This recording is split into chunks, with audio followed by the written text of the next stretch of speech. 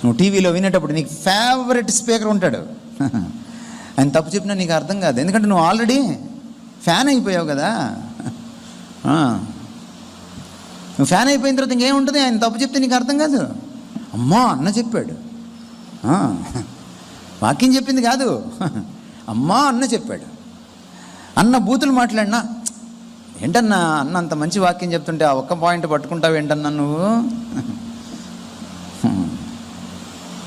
అన్న దరిద్రమైన లాంగ్వేజ్ అన్న వాడని, అన్న ఏమైనా చెప్పని, అన్న పళ్ళు కొరకని, నీకు అన్నంటే ఇష్టం కదా, అందుకని నీకు బాగుంటుంది.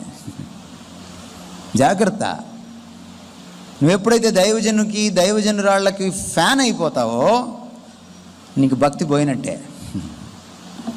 వాళ్ళు విగ్రహం అయిపోయి కూర్చుంటారు నీ గుండెల్లో. విగ్రహారాధన వ్యభిచారంతో సమానం దేవుడికి, గుర్తుపెట్టుకో. నువ్వు పూజించాల్సింది దేవుడినే తప్ప దైవజనుడిని కాదు.